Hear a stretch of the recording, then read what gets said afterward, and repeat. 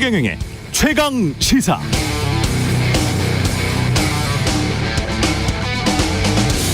네, 전기 가스 의료 폭등하고 서민들이 추위에 떨면서 각 당이 내건 현수막도 관련 내용들로 채워지고 있습니다. 집권여당인 국민의힘은 문재인 정권 난방비 폭탄, 윤석열 정부가 살피겠습니다. 2,277만 가구 난방비 지원 이렇게 주장하면서 이 모든 게 문재인 탓이다. 그런데 윤석열은 277만 가구의 난방비를 지원했다고 주장하고 있고, 제1야당인 민주당은 277만 가구 난방비 지원 자체가 중복 계산된 가짜뉴스다 이렇게 주장하면서 현수막에 윤석열 정권 난방비 폭탄에 국민 1인당 10에서 25만 원씩 에너지 물가 지원금을 지급해야 한다고 촉구하고 있습니다. 현수막 보다가 제가 웃음이 빵 터져 나왔던 건 진보당 현수막이었는데요. 거꾸로 타는 윤뚜라미 정책, 재벌은 따뜻하게 국민은 춥게, 전국민 에너지 재난지원금 즉시 지급하라. 광고를 패러디한 듯한 앞문구가 기억에 강력하게 남습니다. 거꾸로 타는 윤뚜라미 정책, 재벌은 따뜻하게 국민은 춥게. 주장의 찬반을 떠나서 날씨는 아직 풀리지 않고 경기도 안 좋은데 길 가는 시민들에게 웃음이라도 주니 고마웠습니다. 네, 안녕하십니까. 2월 6일 세상에 이익이 되는 방송 최경영의 최강시사 출발합니다. 저는 KBS 최경영 기자고요. 지난주 금요일에 김진표 국회의장 인터뷰할 때 개헌 필요성에 대한 국민 여론조사를 언급을 했는데 그 개요를 소개해드리지 못했습니다. SBS와 국회의장실이 한국갤럽에 의뢰해서 2021년 6월 7일부터 이틀간 조사했던 내용이고요. 응답자 중 66.4%가 개헌이 필요하다. 이 이야기를 김진표 국회의장이 한 겁니다. 자세한 내용은 SBS 홈페이지 참조하시면 되고요. 최경련의 최강시사 유튜브 무료 콩 어플 많은 이용 부탁드리고요. 문자 참여는 짧은 문자 50원, 긴 문자 100원이 드는 샵9730. 오늘 최강시사 국민의힘 최고위원 후보입니다. 문병호 전 의원 만나보고요. 정치 먼데이 최재성 전 청와대 정무수석 그리고 이상돈 중앙대 명예교수도 나옵니다.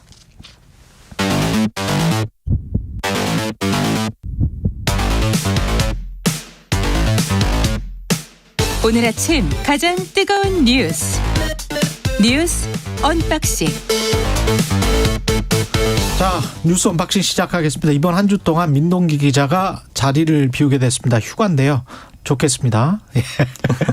예, 경향신문의 박순봉 기자 오늘은 나와 있습니다. 안녕하세요. 네, 안녕하세요. 예, 그리고 김민하 평론가 나와 있습니다. 안녕하십니까. 안녕하세요. 예, 신안 쪽에서 전남 신안군 앞바다에서 청보라고 지금 이게 어떻게 된 건가요? 침몰한 거군요. 네, 전복돼서 침몰했어요. 이제 그제 밤에 침몰이 됐고요.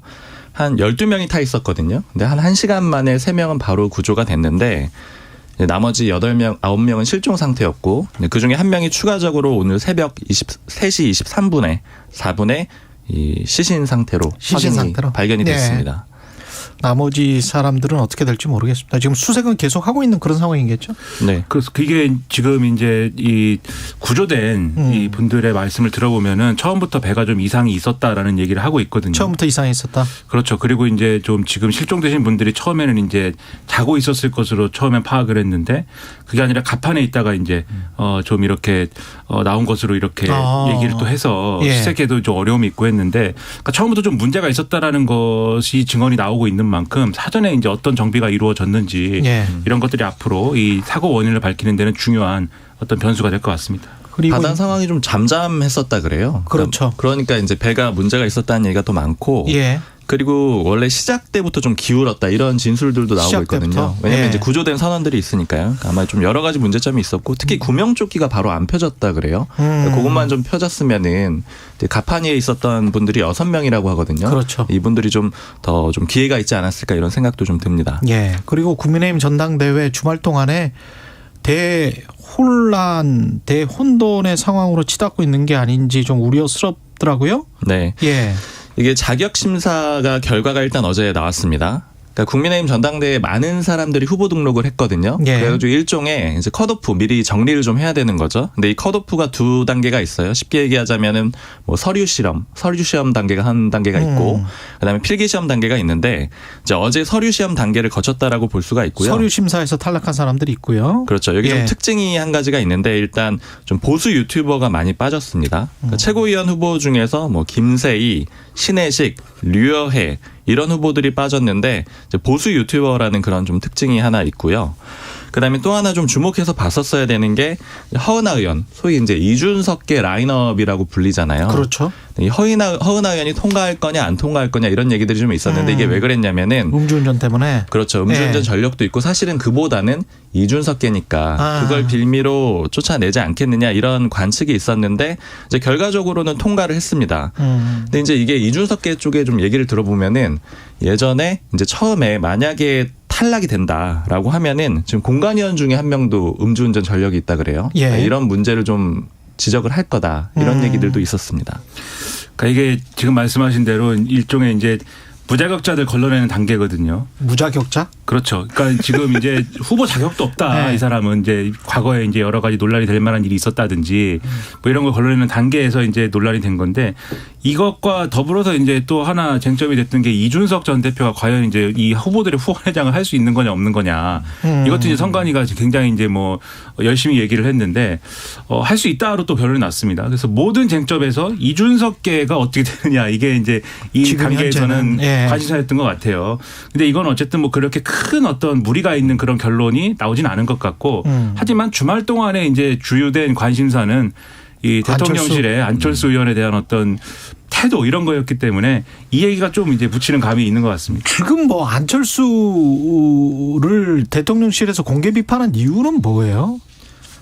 일단 기본적으로 방금 그 이준석계에 대해서 주요한 요소는 아니다 이렇게 말씀을 해주셨는데 예. 그게 김기현 캠프의 기본적인 시각이에요. 그러니까 이 김기현 캠프하고 대통령실이 지금 궤를 같이 하고 있겠죠. 그러니까 예. 이게 무슨 얘기냐면 천하람 변호사가 천하람 후보가 새로 등장을 하면서 당대표 후보. 그렇죠. 예. 굉장히 좀 뭔가 새로운 변수가 되고 출렁일 거다 이렇게 생각들을 하고 있지만 사실 김기현 캠프에서 분석을 해봤을 때는 천하람 후보는 큰 변수는 되지 않을 거다. 몇 표 못 빠져간다. 결국에는 예. 안철수 후보를 어떻게 꺾느냐 이게 관점이 되는 거고 그리고 결국 대통령실에서까지 나서면서 이게 문제가 되고 있는 거잖아요. 예. 그러니까 결국 위협을 할 수 있다 이런 얘기들이 있는 거고 그다음에 기본적으로 대통령실의 시각은 이런 게 한 가지가 있어요. 그러니까 밖에서 보자면은 이 과정을 보면 대선의 과정을 보면 3연합군 체제라고도 볼 수가 있거든요. 그렇죠. 윤석열 대통령 그리고 좀 색깔이 다른 이준석 전 대표 네. 그리고 여기에 더해가지고 안철수 의원 단일화하면서 3연합군 체제인데 그렇게 보입니다. 근데 네. 이제 실제 이 여권 주류 그러니까 윤석열 대통령이랑 가까운 쪽의 생각은 뭐냐면은 이 두 사람은 그렇게 역할을 하지 못했다라는 거예요. 사실 좀 극단적으로 얘기하는 경우에는 그렇군요. 안철수 의원하고 단일화를 하면서 오히려 표가 빠졌다. 그러니까 기본적으로 개국 공신들은 아니다. 이런 판단들이 있는 거고 그리고 진행되는 과정에서 계속 공격을 해왔다라는 거예요. 그러니까 이런 불신들이 굉장히 크기 때문에 어떻게든 좀 쳐내겠다. 그리고 또 한 가지 안철수하고는 함께 가지 못한다. 같이 못하는 거죠. 그리고 더 당대표까지는 중요한 절대 안 거는 된다. 그런 분위기가 있다는 거죠. 맞아요. 예. 그리고 근데 또 한 가지 좀 많이 얘기들이 나오는 것들은 뭐냐면은 공천을 결국 잘해야 되는데 이 공천을 하기 위해서 당대표가 중요하지 않다라는 판단이 있어요. 그러니까 오히려 당대표가 대통령이랑 다른 소리 하는 사람이 나오게 되면은 그럼 김행 비대위원도 똑같은 이야기 했습니다. 네, 오히려 예, 최강 대통령 시사에서. 지지율이 빠지게 되고 예. 그렇게 되면은 오히려 공천이 힘들어지는 거고 예. 그러니까 차라리 총선이라는 거는 대통령의 지지율로 치른다. 이런 생각들을 갖고 있습니다. 대통령이 전면에 나선다. 그렇죠. 대통령 얼굴 보고 하는 게 총선이다. 그렇기 때문에 근데 김영호 전 국회의장은 그게 무슨 말도 안 되는 소리냐라고 정치 원로는 또 전혀 다른 이야기를 했거든요. 그렇죠. 예. 부분적으로 판단이 다른데 그래서 예. 일단 대통령실 주도로 가겠다. 이런 판단이 있기 때문에 이 정도까지 전당대회에 좀 목소리를 내는 겁니다. 근데 판단은 뭐 여러 가지 판단할 수 있겠죠. 그렇죠. 그건 앞으로의 뭐 좀 정치적인 싸움에 대해서. 판단이니까. 예. 근데 지금 나타나고 있는 이제 행태에 대해서는 굉장히 이제 비판적인데 오늘 제가 보수 언론 쪽 보니까 모든 보수 언론이 사설로 이 지점들을 비판을 하고 있습니다. 뭐냐면 주말을 거치면서 언론의 대통령실 관계자, 고위 관계자, 핵심 관계자 이런 사람들이 쭉 나와가지고 그야말로 이 융단 폭격을 했어요. 무슨 얘기를 했냐면 이 실체가 없는 윤핵관 표현을 운운해서 정치적 이득을 보려는 자는 대통령에 대한 공격이자 적이다. 그리고 윤핵관은 당에 책임 있는 정치인이 쓸 말은 아니다. 윤핵관 표현을 쓰는 인사는 국정 운영의 방해꾼이다. 이게 대통령실이 대통령이 이런 얘기 하더라. 이렇게 이 언론에 공개한 이런 얘기들이고 심지어 어제 TV조선 보도나 이런 걸 보면은 안철수 의원이 과거에 그 신영복 선생 이제 사망 당시에 뭐 이렇게 그분은 참 뭐 진실한 분이다 맑은 분이다 이렇게 얘기를 했는데 이게 의심스럽지 않느냐. 그리고 사상이 뭐 그런 얘기겠죠. 그리고 사드 배치 이런 것도 과거에 반대한 이력이 있는데 이런 걸 미리 알았으면 윤석열 대통령은 단이라도 안 했을 것이다. 이런 얘기를 대통령실에서 한다고 보도가 됐어요. 그러면 몰랐다는 이야기인가? 그 평론가 입장에서 보면은 이런 발언이나 이런 생각이다라는 거를 대통령실 관계자가 대통령의 생각과 다른데 이런 얘기를 했다면 그 사람은 큰일 나겠죠. 근데 그게 아니라 이런 얘기를 하고도 대통령실이 다 끄덕끄덕 하고 있다라는 거는 이게 대통령의 생각이다. 그리고 이걸 심지어 언론에 얘기하는 것까지도 대통령의 의도다. 이렇게 볼 수밖에 없는 거거든요. 그러면 이거는 대통령이 노골적으로 당무에 개입하고 전당대회에 개입하고 있다. 그게 과연 총선에 좋은 영향 주겠느냐. 얘기가 이렇게 되는 거여서 상당한 파장이 지금 있습니다. 총선의 영향이랄지 정치공학적인 이야기는 현실적인 이야기는 좀 있다 하고요. 당이론적으로도 이게 저는 그 지난번에도 지적을 했습니다만 공동정부를 약속을 했잖아요. 국민들에게. 근데 국민들에게 약속한 공동정부에도 불구하고 당대표 후보로 나오는 것도 눈에 거슬리니 나오지 말라는 식으로 이렇게 대통령실이 계속 사인을 내는 거는 그러면 그 공동정부를 믿고 투표했던 사람들도 있을 거 아니에요. 그 말을. 그러면 이건 국민들한테도 이게 당이론적으로도 좀 이상해요. 이거는 말이 안 되는 것 같습니다. 윤리적으로. 예. 굉장히 좀 안철수 의원 쪽에서는 뒤통수 맞았다라고 생각을 할 수밖에 없는 게 왜냐하면 처음에 단일화를 하고 나서 인수위원장을 맡고 그 다음 수순이 총리였거든요. 근데 총리를 안 맡은 거는 당대표를 하고 싶다는 강한 의지의 표력이었어요. 왜냐하면 이제 기자들한테도 사실 당대표를 무조건 해야 된다. 왜냐하면 안철수 의원 입장에서는 대통령 하기 위해서 반드시 거쳐야 되는 그런 과정이었거든요. 근데 이거를 이런 정도까지 막는다. 라는 거는 이제 말씀하신 대로 굉장히 좀 혼란을 줄 수밖에 없는 상황이 되는 거죠. 이 상황에서 지금 심평 교수죠. 심평 교수 같은 경우에는 영남대학 경북대학교 교수죠. 그 이게 안철수 의원이 당대표가 되면 윤석열 대통령이 탈당할 것이다. 이게 어떤 맥락에서 나온 건지 그리고 이게 정치적으로 가능한 건지 이제 진짜 정치 이야기를 좀 해보자고요. 이게 좀 취지가 됐습니까? 일단 심평 교수 같은 경우에는 이제 그 얘기를 하는 거는 맥락상으로는 크게 틀리지는 않은 것 같아요. 왜냐하면 제가 어제 뭐 친윤그룹 사람하고 좀 얘기를 해보니까 심평 변호사 너무 솔직했다 이런 식의 반응도 있거든요. 너무 솔직했다. 그러니까 윤석열 대통령이 기본적으로 여의도 정치에 대한 불신이 있습니다. 그러니까 국민의힘의 전통적인 당원도 아니고 처음에 국민의힘 오는 것도 막 그렇게 내켜했던 건 아니잖아요. 당을 일종의 선택을 해서 왔던 거고 그래서 기본적으로 정치권에 대한 불신이 있는데 이걸 심평 변호사가 너무 노골적으로 표현을 한 게 아니냐 이런 반응들이 한 가지가 있는 거고요. 그리고 이제 이렇게 나오는 이유는 뭐냐? 그러니까 심평 변호사의 그 발언의 초점은 아무래도 이 탈당을 할 수 있다 요것보다는 그보다는 안 뽑으면 안 돼. 그러니까 김기현 의원을 뽑아야 돼. 그러니까 안철수 의원 뽑으면 안 돼. 여기에 초점이 있는 거잖아요. 어찌됐든 간에. 그럼 왜 이렇게 하느냐? 그러니까 이런 발언들이 쭉 나오는 거에는 결국에는 이제 윤 대통령의 뜻이 있다. 그러니까 지금 제가 이제 그 김기현 의원이랑 좀 도와주는 사람, 가까운 사람이랑 얘기를 해보니까 이렇게 가는 거 좀 위험하지 않느냐. 제가 이렇게 물어봤거든요. 그랬더니 이 전략 자체는 우리가 건드릴 수 있는 게 아니다. 이렇게 얘기를 해요. 아, 김기현 의원 측도? 그게 무슨 얘기냐면은 결국에 이제 윤석열 대통령의 뜻이 있는 걸로 판단을 한다라는 거죠. 김기현 의원 측은 그렇게 지금 판단하고 있다. 그리고 이 흐름 자체가 나쁘지 않다는 판단도 하고 있어요. 아, 본인들에게요? 네. 그러니까 이게 지금 여론조사에서는 굉장히 들쑥날쑥하고 혼돈도 있고 뭔가 밀리는 거 아니야 이런 분위기가 있긴 한데 실제 당원으로 가면은 괜찮을 거다. 이렇게 지금 보고 있는 게 숫자들을 좀 얘기를 하더라고요. 그러니까 예전에 28만 명일 때 이준석 전 대표가 당대표가 됐었거든요. 그때 책임당원이요. 그때 이준석 전 대표가 나경원 전 의원보다 1%포인트 당원한테 못 얻었어요. 그러니까 한 50% 이상은 진성당원, 뭐 혹이 이제 강경 보수층 이렇게 표현을 할 수가 있는 거고 그다음에 이 윤석열 후보가 대선 경선 후보로 딱 결정이 되던 시점에 그때 딱 신기하게 2배 되거든요. 56만 명이었어요. 아, 그래요? 근데 그때 윤석열 후보 그리고 원희룡 후보였죠. 경선 후보. 2명 합치면 60% 넘었거든요. 그러니까 당원이 늘어날 때 이준석 전 대표 쪽에서는 우리 당원이 많이 늘어났어 이렇게 얘기를 하고 있지만 이제 윤석열 당시 후보 내지는 지금 김기현 의원 쪽에서는 윤석열 대통령 당원이 많이 늘어났다 이렇게 보고 있고 그다음에 지금 또 신기한 게 84만 명이에요. 그러니까 윤석열 후보 원희룡 후보 합해가지고 한 60%를 이미 점한 거를 확인했기 때문에 그때 이미 확인이 됐고 그다음에 지금 84만 명 되거든요 이번에. 예.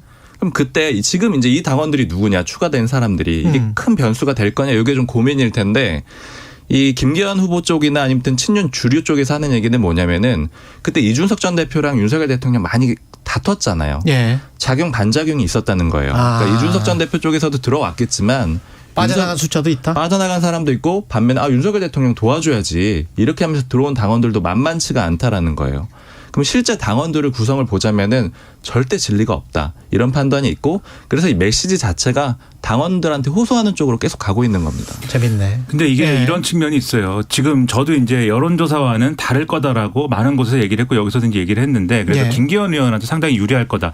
이거는 여의도 인근에서 다 하는 얘기예요. 아, 다 그렇습니까? 계산이 있는 얘기죠. 예. 그런데 그런 상황이라고 하면은 굉장히 모양새를 좋게 가져가는 게 대통령실 입장에서도 좋은 거 아닙니까? 근데 지금 어차피 이길 거. 뭐 어차피라고까지 할 수는 없겠지만 네. 그래도 어쨌든 유리한 구도라고 하면은 되도록이면은 좀 뭐랄까 이렇게 드러나지 않는 방식으로 지원하는 것도 얼마든지 있을 수 있는 일인데 예를 들면 안철수 의원과 공동정부 얘기하셨잖아요. 네. 공동정부를 깬 거는 안철수 의원이다라고 대놓고 얘기를 하는 거예요. 지금 대통령실은. 그래서 그런 건가요? 총리 제안했는데도 안 받고 자기 인사 안 들어준다고 인수위원장 24시간 출근 안 하고 네. 그다음에 무슨 뭐 이 보건복지부 장관 제안도 안 받고 교육부 장관 그다음에 할 수 있다고 그랬는데 이것도 뭐 거부하고 그러더니 뭐 이 보궐선거 나가가지고 의원 배지 달더라 쉬운 길 가더라 뭐 이런 거지 않습니까? 근데 이런 주장도 사실은 유치한 거지만 아니 꼭 지금 그렇다고 하더라도 그렇기 때문에 당대표 후보로 나서면 안 된다. 당대표가 돼서는 안 된다.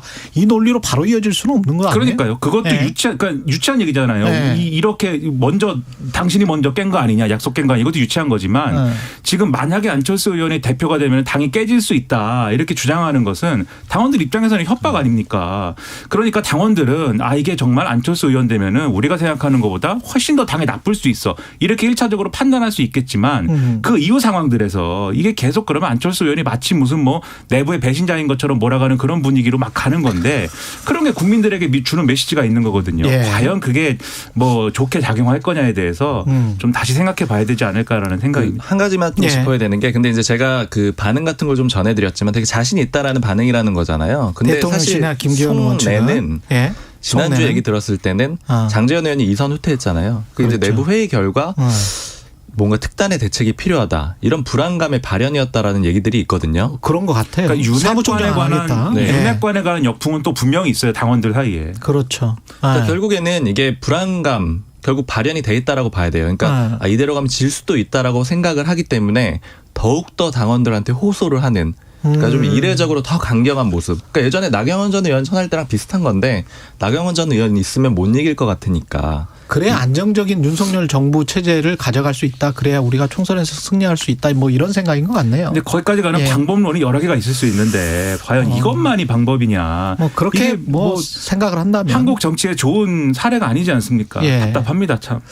뭐 어쩔 수 없죠. 뭐 생각을 말릴 수는 없는 거 아니에요? 예. 민주당은 오늘 의총에서 이상민 탄핵안과 김건희 특검 추진 결론 아직도 결론 안 났었군요. 이거 짧게만 전해 주시죠. 네, 원래 예. 지난주에 결론을 내려고 했었죠. 지도부는 예. 그렇게 하려고 했는데 의원들 반발이 생각보다 만만치가 않았고 그래서 원래 지난주 금요일로 미뤘다가 다시 오늘 월요일로 또 밀린 거예요. 그렇지만 어쨌든 이상민 장관 탄핵안은 필요하다. 이런 게 기본적인 입장이라서 그쪽으로 추진될 것 같아요. 그렇군요. 이게 예. 장애 집회하는 거랑 엮여가지고 다 뭐 또 이재명 방탄 얘기 나오고 뭐 네. 강경파에만 휘둘린다 이런 얘기 나오는데 저는 이제 이게 강원의 문제라기보다는 전략의 문제인 것 같아요. 과연 민주당이 어떤 전략을 가지고 지금 행보를 결정하고 있냐 저는 상당히 좀 의문이 있는데 강원의 문제라기보다는 전략의 문제다. 그렇죠. 수밀관은 전략을 가지고 접근해야지 이거 막 던지는 식으로 하면은 제가 볼 때는 오히려 역효과가 클 것 같다 이런 이렇게 생각입니다. 하면 어떻게 나올 것이고 그러면 우리는 어떻게 칠 것이다. 좀 바둑처럼 좀 생각을 해봐야 된다는 거죠. 그런 측면도 있고 국민 네. 여론은 어떻게 모아가면서 갈 것이냐. 그렇지. 어떤 동의를 설득하면서 갈 것이냐. 이게 중요한 것이죠.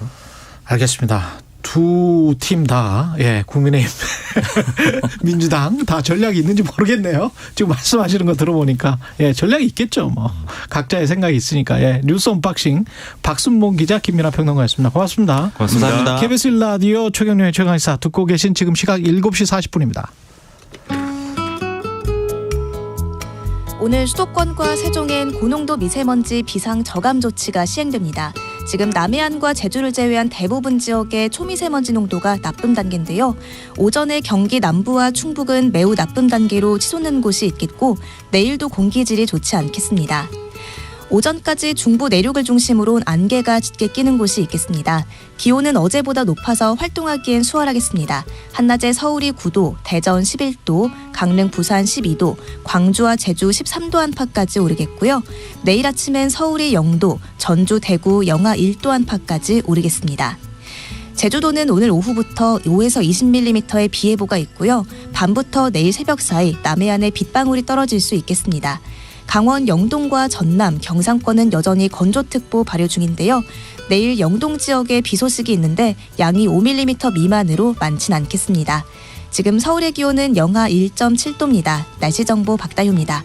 이어서 이 시각 교통정보입니다. KBS 교통정보센터의 이현수입니다. 네, 월요일이라 평소보다 서둘러서 나온 분들이 많으시죠? 정체가 이미 길게 자리하고 있습니다. 그런데 교통량이 늘면서 사고도 같이 많아지고 있습니다. 서울은 올림픽대로 공항 쪽인데요. 암사에서 한강대교까지 막히는 가운데 동호대교를 지나서는 사고도 처리하고 있습니다. 이 구간 모두 지나는데 1시간 정도 걸리겠습니다. 수도권 제일 순환고속도로는 판교에서 구리 쪽입니다. 광암 터널 부근에서 사고가 있었고요. 2km가량 여파를 받고 있습니다. 반대는 구리에서 상일까지와 하남 분기점 부근에서 정체고 다시 서안암 부근이나 송파에서 청계 터널 쪽으로 속도가 많이 떨어지고 있습니다. KBS 교통정보센터였습니다.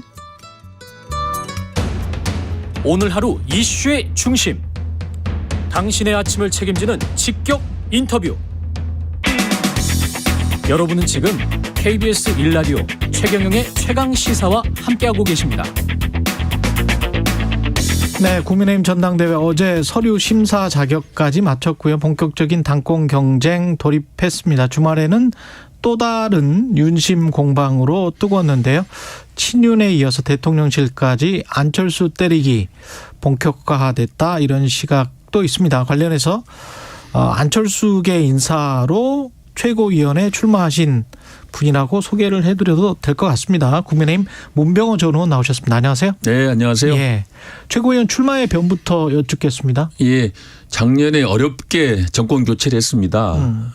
그래서 역대 보수 쪽에서 정권 교체하고 대통령이 돼서 성공한 예가 별로 없습니다. 예. 그래서 이번만큼은 윤석열 대통령님께서 성공한 대통령으로 남아야 된다.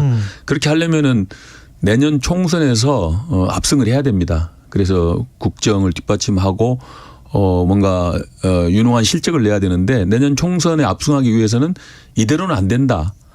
당이 변화되고 확장돼야 된다. 예. 그리고 특히 수도권 승리를 통해서 총선 압승을 이뤄야 되는데 그렇게 하기 위해서는 안철수 후보나 저같이 좀 더 확장할 수 있는 또 변화의 앞장선 분들이 지도부에 들어가는 것이 당을 위해서 좋은 일이다, 그런 생각을 하고 출마하게 됐습니다. 변화 확장 말씀을 하셨고요. 그것과 관련해서는 좀 이따 여쭤보기로 하고요. 안철수 의원과 지금 러닝메이트로 뛰시는 건가요? 뭐 정확한 러닝메이트는 아니고요. 예. 지금 현재 최고위원 중에서 공개적으로 안철수 후보 지지를 표명한 사람은 저 혼자입니다. 아, 그렇군요. 예, 예. 예. 근데 안철수 후보에 대해서 대통령실이 국정 운영의 방해꾼이자 적이다, 윤핵관을 운운하는 사람은 이란 앞에 문구가 있긴 합니다만은 안철수 의원을 겨냥한 거란 말이죠. 네네. 예, 어떻게 보세요? 그거는 전혀 저는 엉뚱한 얘기라고 생각합니다. 엉뚱한 이야기다. 예. 안철수 후보께서 후보 단일화를 이루어서 대통령 당선에 기여했지 않습니까? 또 인수위원장 맡아가지고 윤석열 정권의 초석을 같이 만들었어요. 예. 그리고 지금도 안철수 후보께서 늘 나는 대통령의 연대 보증인이다. 그리고 윤석열 대통령의 성공을 위해서 적극적으로 협력하겠다, 이렇게 말씀하고 다니시는데 왜 그게 용산 입장에서 봤을 때는 그것이 마음에 안 드는 건지 잘 이해가 안 됩니다, 솔직히 말해서. 예. 예. 그러면 지금과 같은 그 다양한 사회 민주주의 시대에 의견이 다를 수도 있어요. 그것을 수용하고 이해하고 조정을 하면 될 문제지. 예. 그리고 칼자루 쥐인 분은 대통령 아닙니까? 칼자루를 쥐었습니까? 칼자루 지금 대통령이 칼자루 쥐고 있죠. 모든 지금 이 여당의 또 국정에서 주도력을 갖고 계시기 때문에 뭐 여러 가지 정치라는 것이 여러 가지 이견이 있을 수 있고 그것을 조정하는 것이 결국은 이제 주도력을 가진 분의 임무다 그렇게 생각합니다. 근데 당대표가 되는 것에 대통령이 칼자루를 쥐었다는 거는 과거의 제왕적 총재 시절에나 그런 이야기를 쉽게 할 수 있지. 그게 좀 이상한 거 아니에요? 선거 그렇죠. 이게 네. 당대표 선거에 칼자루를 쥐었다는 의미는 아니고요. 네. 국정 운영 여당에서 어쨌든 간에 이제 대통령이 주도력을 갖고 계시잖아요. 그런데 네. 당대표 선거에서 대통령이 그렇게 그 직접적으로 개입하거나 네. 국민들이 봤을 때 노골적으로 개입해서는 안 되죠. 그러려면은 차라리 당원을 바꿔서 총재가 임명하는 대표 체제로 가야죠. 지금 보이는 모양새는 대통령이 당무에 개입하는 것처럼 비춰질 수밖에 없다. 그렇게 느끼세요? 지금은 그렇게 다들 보는 거 아닙니까? 언론에서도 그렇고 국민들이 느끼기에는 지금 뭐 용산에서 대통령께서 뭐 개입하지 않겠다고 하시지만은 사실상 지금 개입한 걸로 다 보고 있지 않습니까? 국민의힘 박수영 의원 같은 경우에는 안철수 의원이 인수위원장 맡을 때 24시간 잠적했던 일을 다시 거론했는데 그거는 말이 안 됩니다. 그때 사실 어떤 사람들은요. 안철수 당시 위원장이 너무 약하다. 예. 겨우 그래 한나절 그래 항의하고 마냐 그런 또 지적도 있었어요. 그래요? 왜냐하면 공동정부를 하기로 해놓고 사실상 인수위에서 안철수 당시 위원장의 뜻이 그렇게 관철이 안 됐습니다. 그렇기 때문에 인수위원장으로서는 그 공동정부의 취지에 어긋난다고 그래서 항의를 한 것인데 예. 일부에서는 그때 그 겨우 한나절 뭐 항의하고 마느냐 안철수 약하다 이런 비판까지 오히려 있었습니다. 그걸 가지고 이제 와서 뭐 딴 얘기 하시면 안 되죠. 이진복 정무수석은 안철수 후보는 더 이상 대통령을 경선에 끌어들이지 말라. 이게 지금 안철수 후보가 끌어들인 겁니까? 아니면 대통령실이 개입을 한 겁니까? 어떻게 봐야 되죠? 대통령실이 사실 개입했다고 봐야죠. 개입하고 난 다음에 그거를 개입하지 말라고 예, 안철수 후보가 말한 것뿐이다. 뭐 대통령하고 식사하고 뭐 대통령의 뜻이 뭐 자격이 있다고 할 때는 아무 말씀도 안 하시고 예. 이제 안철수 후보가 뭐 윤석열 대통령의 연대 보증이다 또 윤한 연대다 안윤 연대다 이런 표현했을 때 그것을 뭐 잘못했다고 지적하는 것은 이것은 아주 한쪽 편을 드는 거고 경선 개입이라고 봐야죠. 그렇군요. 문병호 의원님은 지금 이제는 토사구팽입니까라는 제목의 입장문도 지금 내셨는데. 예, 토사구팽이죠 이거는. 이거 토사구팽이다. 예, 이제는 뭐 후보 단일화해서 당선에도 기여하고 또 그동안에 안철수 후보께서 그 현 정권에 대해서 대단히 협력하고 앞으로도 뒷받침하겠다고 그러는데 이제 와서 당대표 당신은 안 된다. 이것은 토사구팽이죠. 지금 당 분위기는 그러면 유승민, 나경원 전 의원이 불출마 선언할 때랑 비슷하게 느끼고 있는 겁니까? 그렇죠. 지금 그런 일련의 과정이라고 봐야죠. 그러니까 네. 김기현 후보의 당선을 위해서 위협적인 요인들은 제거하겠다. 네. 그런 의사표시라고 봐야지 않겠습니까? 근데 그 질서 있는 무기력함이라고 나경원 전 의원이 표현을 했었나요? 네. 그 당원들 주류는 예. 그리고 국회의원들은 그렇게 그냥 따라갈 수밖에 없는 것 아닌가. 아까 지금 대통령이 결국은 전국을 주도적으로 운영해야 되기 때문에 그런 생각도 있는 거 아닙니까? 그게 주류. 낮에는 그렇죠. 낮에는. 근데 밤에는 생각이 좀 다릅니다. 낮에는 윤심이 맞고요. 예, 그렇습니다. 밤에는 각자의 생각이 있습니까? 예, 지금과 같이 이런 분위기, 살벌한 분위기에서는 대놓고 뭐라고 할 수가 없죠. 근데 밤에는 생각이 달라요. 밤에서는 모여서 수근수근합니다. 뭐라고 합니까? 이래가지고 이거 총선 되겠어?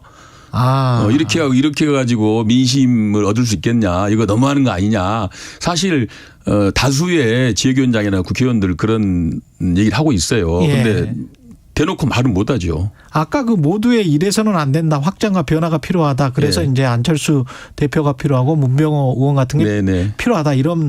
이렇게 말씀을 하신 거잖아요. 예, 그게 이제 그 맥락이십니까? 그렇습니다. 밤에는 그러면은 변화와 확장이 필요하다는 이야기를 많이 하나요? 많이 하죠. 그러니까 저도 이제 위원장들하고 얘기해 보면은 뭐 수도권 특히 위원장들하고 얘기해 보면은 그래도 수도권 선거는 그래도 안철수 후보 같은 분이 돼야 되는 거 아니냐 그런 얘기를 많이 해요. 그런데 이제 아무래도 이제 외부의 압박이 심하다 보니까 이제 겉으로는 이제 김 후보 쪽으로 많이 지금 향하고 있다고 봐야죠. 그렇군요. 예. 겉으로는 그게 예. 이제 표로까지 이어질까요? 그가 좀 고민되는 문제입니다. 그러니까 예. 이제 당원들이 마음을 보면은 예. 분명히 이 용산이 좀 너무한다, 예. 좀 지나치다라고 생각하고 있어요. 그런데 대통령이 저렇게까지 나오는데 주장을 하는데 예, 그래도 예. 대통령 임자 아닙니까?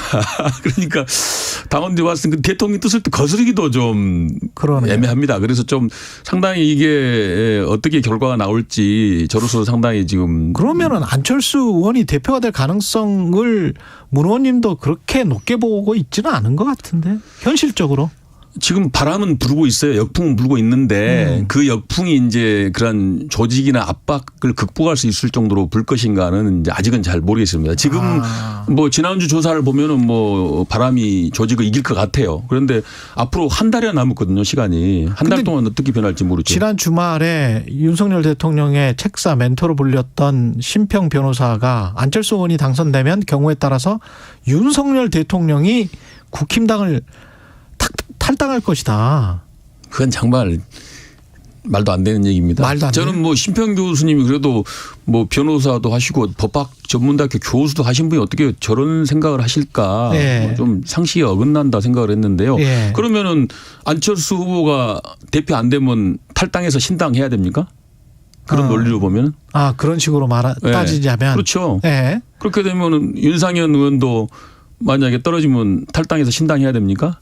이거는 민주주의의 기본 원칙에 어긋나는 겁니다. 아, 예. 그리고 이제 모르겠습니다. 그것이 이제 저 그만큼 여의도 정치를 불신한다는 거 아닙니까? 지금 대통령 그런 쪽에서는? 면도 있겠죠. 예. 그러니까 사실 저는 윤석열 대통령께 바라는 게 좀 기존 국민들이 저는 윤석열 대통령을 뽑은 이유도 저는 제2의 안철수 현상이라고 생각해요. 그러니까 구태 정치, 과거 정치를 좀 바꿔라. 예. 대한민국을 바꿔라 이런 주문이었거든요. 예.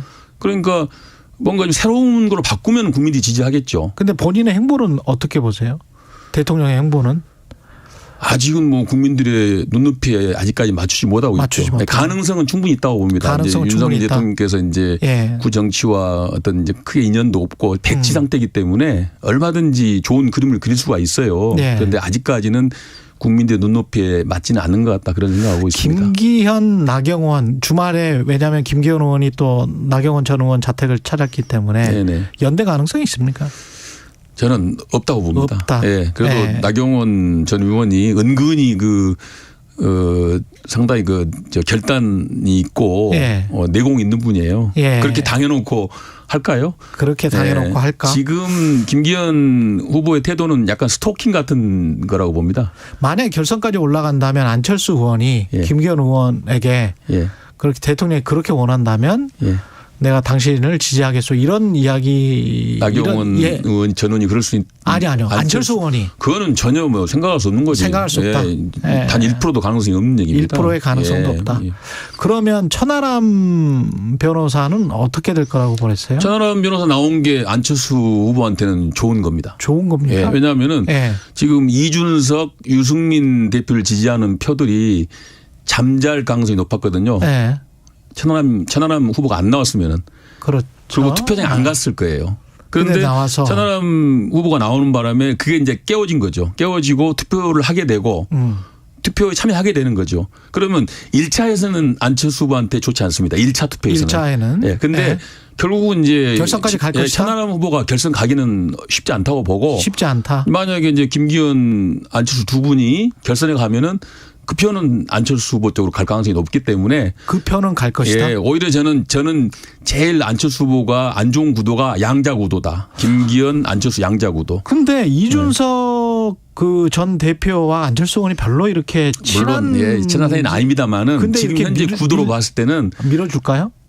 안 밀어줘도 표가 갈 데가 없는 거죠. 안 밀어줘도 예. 김기현한테는 가지 않을 그렇죠. 것이다. 왜냐하면 선거 과정에서 당연히 이제 김기현 후보하고 천하람 후보가 아주 강력하게 대립할 거기 때문에 예.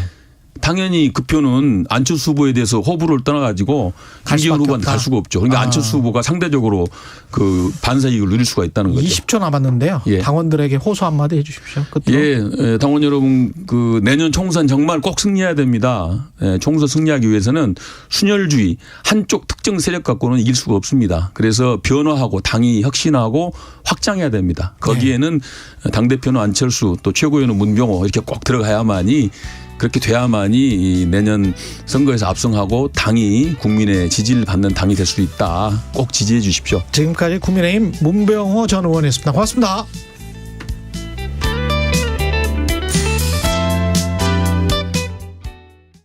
나무는 그냥 둬도 잘 자라지 않나요? 숲을 가꾸는 사람이 따로 있나요? 우리에게 깨끗한 자원과 삶의 터전을 제공하는 숲.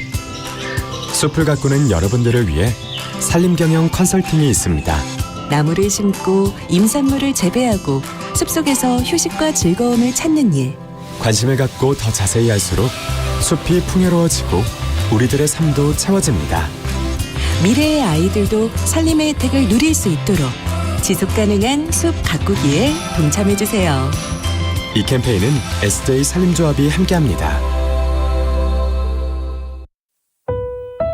힘들 때일수록 절망 속에 이렇게 허덕이는 것보다 그래도 우리가 참고 이걸 견뎌내면은 내일이 우리한테 다가오지 않을까라는 2023 KBS 연중기획 기억을 기록하다. 경북 봉화 광산 매몰 사고 발생 9일째인 오늘 스피커를 통해 갇힌 작업자를 부르기를 반복했습니다. 기분은 이루 말할 수가 없죠. 모든 긴장이 그냥 쫙 풀리면서 이제 살았구나. 그때가 우리가 구조된 게 밤 11시 3분 정도 됐잖아요. 근데 그 시간이 아니었으면 이제 그 다음날로 딱 넘어가는 시점에 장작 6개 피가 다 이제 타고 없어져 버리고 이제 완전히 암흑 속에 우리는 있게 되고 그 하루, 그 다음 그 하루를 못 버틸 정도의 이제 그 몸 체력도 그렇고 하루를 이게 버틸 수 있겠냐 하는 이제 그런 그 모닥불 피워놓은 게 이제 꺼질까봐 계속해서 이제 꺼질만 하면 이제 한 가지 두 가지씩 이렇게 또 올려가지고 불을 계속 살려야 되는 그런 입장이었고 꺼져가는 촛불이 바람이 그냥 갑자기 탁 그치면서 그냥 바짝 이렇게 이제 불 상태가 그냥 흔들리지 않고 딱 서 있는 것처럼 끝까지 희망을 포기하지 않고 이제 어쨌든 기다렸다가 이제 저희는 새로운 진짜 그 빛을 보게 됐잖아요. 그런 기쁨을 힘들 때일수록 절망 속에 이렇게 허덕이는 것보다 그래도 우리가 참고 이걸 견뎌내면은 더 나은 내일이 우리한테 다가오지 않을까라는 이제 그런 생각을 저는 믿고 싶어요. 봉화 광산 붕괴 사고 생존자 박정아 씨는 기억합니다. 아파트 60층만큼의 깊이에서 열흘을 견디며 기적을 경험한 그는 죽음이라는 칠흑 같은 어둠 속에서도 희망은 있다고 말합니다. 당신과 대한민국의 기억, KBS가 기록합니다.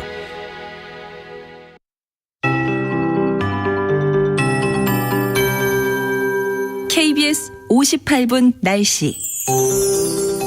오늘 아침 시야가 많이 보였습니다. 지금 중부지방과 대구, 경북, 전북의 초미세먼지 농도가 나쁨 단계, 특히 여주, 평택, 충주, 아산 등 일부 경기 남부와 충청권 북부는 매우 나쁨 단계까지 올랐습니다.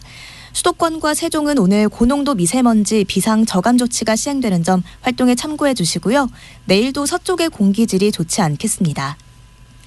중부 내륙은 습도가 90%를 웃돌며 안개도 자욱한데요. 오전까지 경기, 강원, 영서, 충북은 가시거리가 200m 미만으로 매우 짧은 곳이 있어서 조심히 이동하셔야겠습니다. 현재 기온은 서울이 영하 1도, 청주, 전주가 영하 3도로 어제보다 대체로 높습니다. 한낮엔 서울이 9도, 대전 11도, 강릉, 부산 12도, 광주 13도 안팎까지 오르겠고요. 내일 아침엔 서울과 광주 0도, 대구 영하 1도 안팎까지 올라서겠습니다. 오늘 제주도엔 오후부터 5에서 20mm의 비 예보가 있고요. 밤부터 내일 새벽 사이 남해안에 빗방울이 떨어질 수 있겠습니다. 강원 영동과 전남, 경상권은 계속해서 건조특보 발효 중인데요. 내일 영동 지역에 비 소식이 있는데 양이 5mm 미만으로 많진 않겠고요. 강원 산지와 울릉도 독도는 1cm 정도의 눈이 내리겠습니다. 지금 서울의 기온 영하 1.7도입니다. 박다효입니다.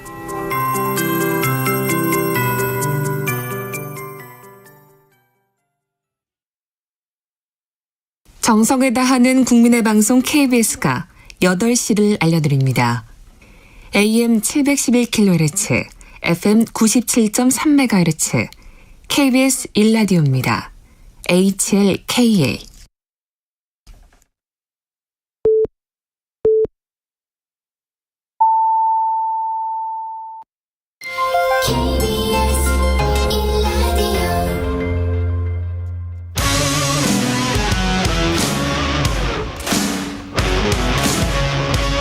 오늘 하루 이슈의 중심 최경영의 최강 시사.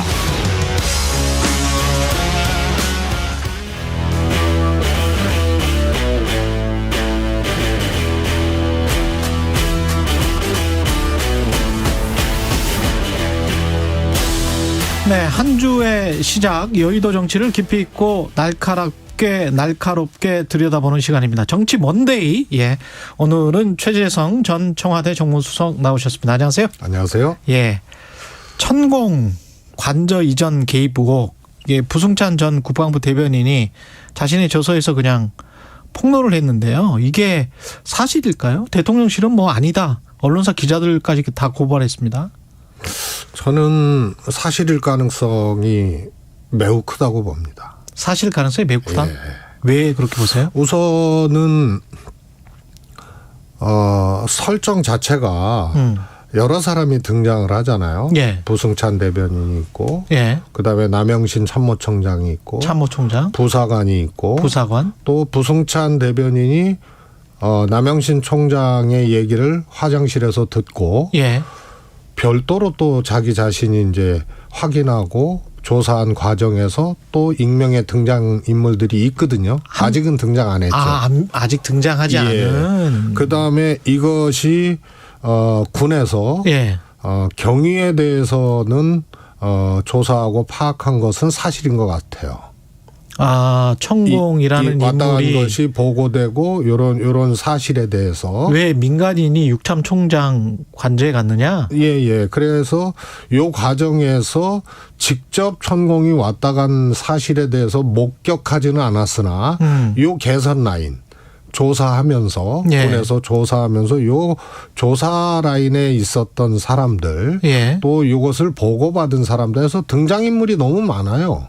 이미 조사를 군에서 좀 했었다. 그건 뭐 보도도 됐습니다. 그래서 그게 하나 있고요. 예. 또 하나는 김용현 경호처장이 사실이 아니다라고 강하게 부인하는 CCTV 공개해도 된다 이렇게 이야기를 했거든요. 강하게 부인하는 그 행태가 예. 일반적이지가 않아요. 보통은 첼리스트 사건 같은 경우에는 그거 말도 안 된다 하고 그냥 뭐 대통령실이나 이런 데서 얘기를 했거든요. 예. 그런데 이건 아주 구체적으로 천공이나 내 핸드폰 위치 추적하면은 입증될 거 아니냐 이런 식으로 얘기를 했어요.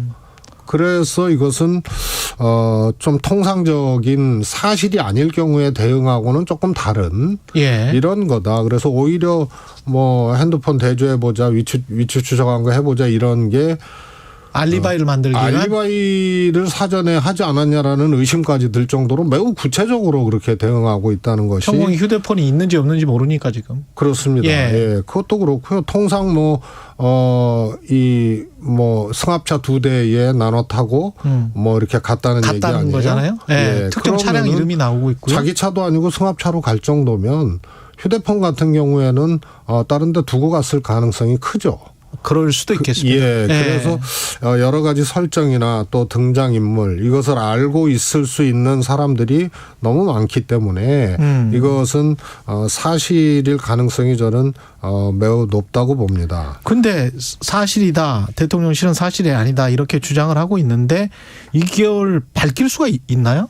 밝힐 어떤 수단이 있습니까? 검찰도 아닌데. 저는 결국은 이제 남영신 총장의 입인데요. 입이다. 남영신 전 총장의. 그다음에 아직 등장하지 않는 이것에 대해서 접근하고 있는 그러니까 요 실체 조사를 이제 했던 군 당사자들이나 또 이 보고 라인에 있었던 사람들이나 이 많은 사람들의 이 결국은 입이라고 보거든요. 예. 그래서 민주당에서 빨리 이것은 국정조사로 가야 돼요. 국정조사를 해야 된다? 왜냐하면 사실 유무를 떠나서 이 정도 일이면은 이거는 사실이면은 이거는 완전히 국정농단이거든요. 근데 국정농단이라고 하기에 그러니까 제가 대통령실의 반론 차원에서 한번 여쭤볼게요. 우리가 뭐 집을 보러 갈 때 뭐 그거를 믿는 분들은 풍수지리로 볼 수 있는 것 아니냐. 이렇게 만약에 주장을 한다면 물론 그게 절대적인 영향을 미치는 건 아니지만 풍수지리적으로 조금 좋다 안 좋다 이거는 참고로 만약에 할 수 있는 것 아니냐 이런 만약에 반론이 나온다면 어떻게 생각하십니까? 우선요. 예. 그 정도면 대통령의 관저를 정하는데 예. 결국은 육참청량 공간에서 외교부로 간 거 아니에요? 이 정도의 사안에 대해서 여기는 안보 문제, 대통령실 경호 문제 여러 가지가 포함되어 있는데 이것이 단순히 뭐 개인의 가족묘를 옮기는 문제나 선친묘를 옮기는 문제나 개인 사택을 양택을 하기 위해서 직원을 불러서 간 문제하고는 완전히 다르거든요. 이건 프라이빗한 문제가 전혀 아니다. 그다음에 완전히 공적인 이 문제다. 정도로 천공이 대통령 관저를 옮기는 문제에서도 개입이 됐으면 천공 스스로가 밝혔듯이 김건희 여사 쪽에서 질문이 오면 유튜브를 통해서 답을 주고 있다. 천공 관계자가 아예 공개적으로 그렇게 얘기를 한 거 아니에요? 예. 그러면 다른 사안에도 영향을 미쳤을 수밖에 없다. 다른 사안이라면 어떤? 예를 들어서 외교적 사안이라든가 예. 지금 뭐 엘리자베스 여왕 때 그때의 서거 때 그렇죠. 뭐 이렇게 가지 않은 것, 장례를 좀 직접 늦었던 것, 안 갔다라든가 뭐 이런 등등등이 또 청와대를 단 하루도 들어가지 않고 옮기는 문제. 이런 등등등도 이거는 도스태핑 준단도 천공 동영상에 나왔었고요. 그렇습니다. 예. 우연의 일치치고는 너무 많은 국정 개입의 흔적들이 있고요. 관저를 옮기는 데 천공이 직접 가서 할 정도면 이거는 뭐 안보 사안까지 연관된 문제인데 그 정도의 영향력이면 다른 사안도 개입을 했을 개연성이 크기 때문에 결국은 이건 국정농단에 해당되는 사안이 될 수밖에 없다고 저는 보고요. 근데 오늘 민주당이 이제 의총에서 이상민 탄핵안 그다음에 김건희 특검 추진 여부를 결론 짓는다고 하는데 이게 더 중요합니까? 천공옥의 국정조사가? 저는 그 설정이 잘못됐다고 설정이 봐요. 잘못돼 있다. 예. 우선 이상민 탄핵안은 뭐 탄핵을 하겠다고 결정을 하면 갈 수밖에 없는 거죠. 예. 그러나 김건희 여사 특검이 우선은 내용상으로 도이치모터스 주가 조작만 얘기를 했잖아요. 예. 근데 사실 대통령 취임 이전 문제잖아요. 예. 취임 이후에도 의혹이 있는 문제들이 있어요. 예를 들어서 대통령실 공사할 때 수의 계약을 했다든가. 그런데 공교롭게도 김건희 여사의 또 인연이 있는 그렇죠. 그런 업체거든요. 그다음에 또 하여튼 요런 것들을 포함해서 김건희 특검으로 묶었어야 된다. 그다음에 또 하나는 도이치모터스 주가 조작뿐만이 아니고 또 하나는 질로 따지나 무게감으로 따지나 중대함으로 따지나 천공 문제는 반드시 이거는 사실이든 아니든 밝히고 넘어가야 될 문제입니다. 그렇군요. 그다음에 이상하잖아요. 대통령실이 또 대통령 부부가 천공 대변인이 아니잖아요. 천공에 대한 의혹 제기를 한 사람들은 다 고발을 하고 막상 내가 영향력을 미치고 있다고 얘기하는 천공에 대해서는 아무 조치를 취하지 않고 있어요. 그렇죠. 그렇지 않습니까? 그런데 천공이 침묵하고 있는 것이 아니고 내가 나서야겠다는 얘기도 하고 또 이제 안 되겠다. 내가 직접 나서서 대통령을 위해서 나라를 위해서 해야겠다. 이런 얘기도 하고 또 천공 측 관계자가 김건희 여사의 질의가 오면은 유튜브를 통해서 답변하고 있다고도 얘기를 하고. 천공의 주장은? 예. 그런데 여기에는 아무 조치도 안 하거든요. 예를 들어서 안철수 의원에게 지금 전당대회 과정에서 대통령이 직접 참전을 했잖아요. 예, 그렇죠. 그래서 국정 운영의 방해꾼이자 적이 될 수 있다고 얘기를 했거든요. 예. 천공이 내가 대통령에게 막대한 영향력을 미치고 있다고 하는 상황에서는 천공한테 할 얘기예요, 그게. 네? 그러네. 국정 운영의 방해꾼이 아니고 농단자이자 적이라고 얘기를 하고 조치를 취해야죠. 그렇죠. 당신 입 닫아라. 그렇게 하든가 고발을 네. 해야죠. 일단 대통령을 사칭했으니까. 그렇죠. 대통령과의 인연을 계속 이야기를 하고 있으니까. 그다음에 이 양반이 사적 이득을 취하잖아요. 아무튼. 이걸로 교세를 넓히고 또 주식회사까지 있는 사람이에요. 뭐 찾는 사람들이 요새 많다고 하고. 돈벌이도 하고 있고. 예. 그래서 이거는 대통령을 사칭했다는 것, 대통령과의 관계, 영향력을 자기 스스로 얘기를 하면서 활동을 하고 있는 사람이기 때문에 여기는 경고를 넘어서서 사법적 조치를 해야 되는 거예요.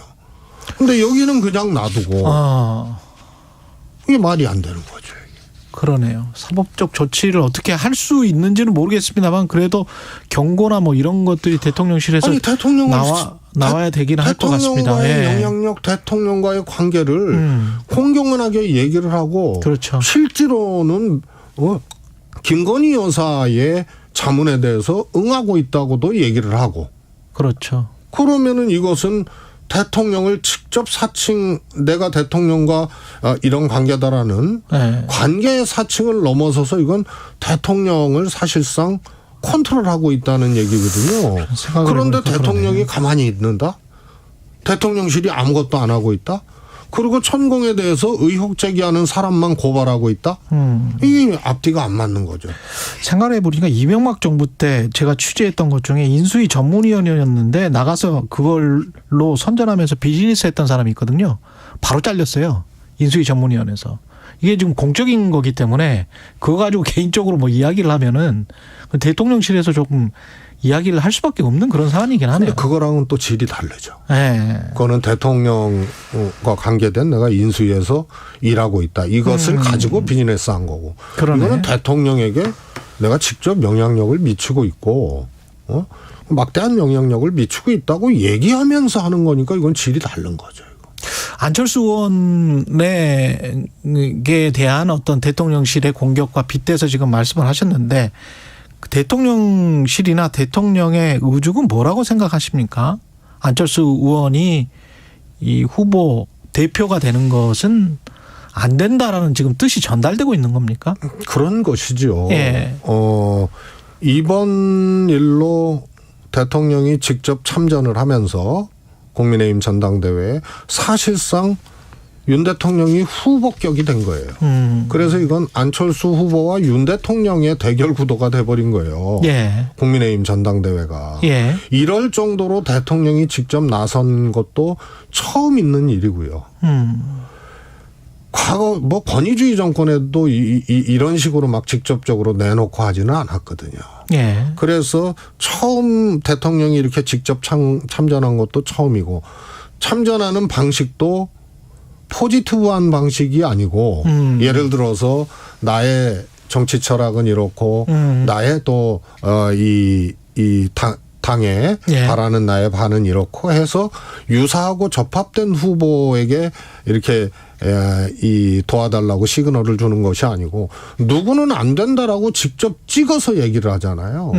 그래서 이거는 애당초 안 되는 사람 빼고 되는 사람을 될 사람을 설정해 놓고 한 사실상의 임명 과정이다. 당대표 임명 과정이기 때문에요. 이거는 뭐 갑자기 발생한 일이 아니라고 봅니다. 근데 이 대통령의 책사라고 불렸던 심평 변호사가 이상한 이야기를 한 거예요. 국민의힘 안철수 의원이 당대표로 선출이 되면 대통령이 신당 창당을 할 수밖에 없다. 근데 대선 전에 사실은 윤석열 후보 발 신당 창당 이야기가 많이 나왔었거든요. 심평 변호사도 그때부터 관계를 했었고. 근데 이게 오랫동안 있었던 생각이나 계획일까요? 어떻게 보십니까, 이건? 저는 윤 대통령께서 사실은 제일 걱정되면서도 좀 두려운 것이 정치적 경험이 일천한 상태에서 대통령이 됐잖아요. 근데 정치적인 문제뿐만이 아니고 정책적인 문제도 굉장히 즉흥적이라는 데에 걱정과 두려움이 같이 있어요. 안보 상황만 보더라도 소위 말해서 핵에 대한 언급, 뭐 한미 공동 핵연습 등등등이 미국으로부터 다 부인됐잖아요. 예. 이런 게 다 즉흥적이고요. 또 아랍에미레이트 방문해서 소위 말해서 이란 적 발언이라든가 이런 것들이 결국은 정제되지 않은 차원을 넘어서서 자기가 생각한 것에 대해서 거르지 않고 바로바로 얘기를 하거든요. 예. 그런데 불행하게도 이게 대통령의 얘기예요. 예. 그래서 저는 걱정과 두려움이 같이 있다고 보는데요. 소위 말해서 탈당 얘기, 신당 얘기도 실제로 생각이 그럴 수는 있어요. 그럴 수도 있다. 그러나 윤석열 대통령의 정치적 수준이나 정치적인 경륜 또 실질적인 정치적 파워 가지고는 할 수 없는 일이에요. 할 수 없는데 본인의 어떤 캐파를 생각하지 못하고 지금 발언을 해버리고 있다. 측근들이. 그렇습니다. 그런데 실제로 현실로 연결될 가능성이 적고요. 예. 아마 그 발언 때문에 나중에 대통령의 국정 운영에 대한 지지도라든가 이런 것들이 현재 상태에서 더 회복되지 못하고 대통령이 계속 실책을 하고 예. 민심이 떠나버리면 이 심평 변호사의 이 발언, 과거의 대통령이 후보 시절에 국민의힘 같은 경우는 해체하고 새롭게 만들어야 된다라는 그런 이야기를 이런 했었죠. 얘기하고가 결국은 대통령 탈당 요구로 작동되는 근거로 아마 작용할 겁니다. 오히려 국민의힘이 불리해지면 기존 의원들이 대통령에게 그렇습니다. 예. 그런 요구를 할 수가 있다. 대통령이 공격받을 수가 있다. 오히려. 대통령이 당에 대해서 애정을 갖고 있어도 대통령의 인기가 없어지고 민심이 떨어지면 탈당했던 사례들이 즐비하지 않습니까? 네, 그렇습니다. 네. 그런데 대통령 스스로가 이 당 갖고는 안 된다고 얘기를 하고 측근들이 신당 얘기하고 이렇게 얘기하면 이것이 근거가 돼서 민심이 떠날 때, 더 떠날 때 대통령은 애정도 없는 정당이고 이 당을 책임질 수도 있는 생각도 의지도 없는 사람이기 때문에 비껴서야 된다라고 얘기할 가능성이 크다고 봅니다. 이런 대통령 집권 여당의 난맥상이 지금 보이고 있는데 그럼에도 불구하고 민주당의 지지율이 뭐 이렇게 크게 오르지는 못하고 장애투쟁을 했는데도 어떻게 보세요? 이런 대응들이 지금 적절합니까? 민주당은 잘하고 있는 겁니까?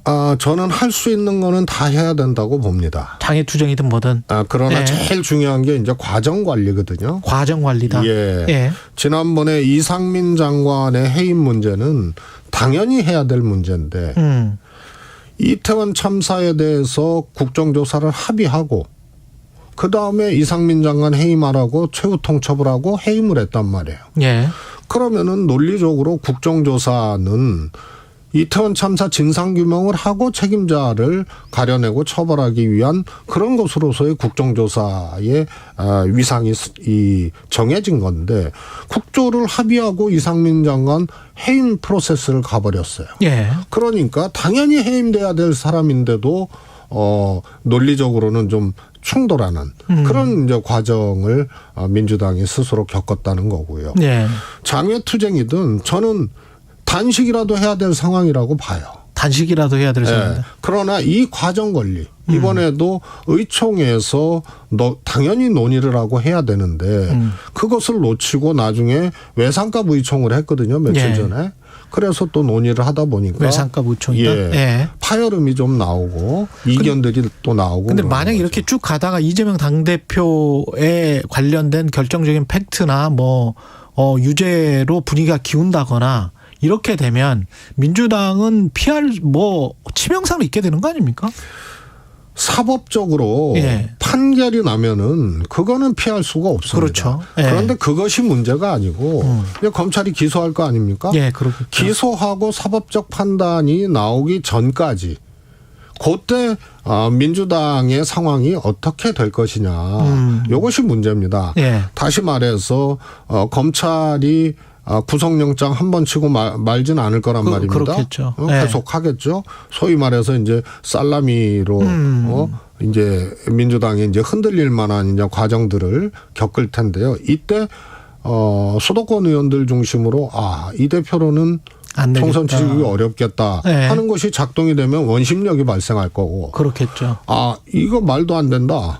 지금 이거를 극복해야 된다. 이런 것이 이제 작용을 하게 되면 구심력으로 작동을 할 텐데요. 요 문제라고 보고요. 그럼 중간중간에 과정 속에서 특히 뭐 쌍방울 김성태 회장 관련해서 뭐 대북 송금 문제랄지 이런 것들은 언론에서 이게 어떤 것들은 해명이 빠졌다라고 할 때 해명을 제대로 하고 가야 됩니까? 아니면은 뭐 기소 때까지 기다려야 됩니까? 아니, 해명을 하고는 있죠. 하고는 있죠. 그런데 지금 검찰의 행태라든가 예. 특히 이재명 대표 관련된 거는 우선은 풍문을 흘리고 피의 사실을 공포를 해요. 공표를 합니다. 예. 그래서 사실과 사실로 충돌하면은 제기되면 해명하고 반론하면 되는 건데 택도 없는 것들도 그냥 막 퍼뜨리거든요. 전원을. 예. 네, 그래서 일종의 이제 심증을 사회적 학증으로 갖고 가기 위한 짓을 사전적으로 먼저 합니다.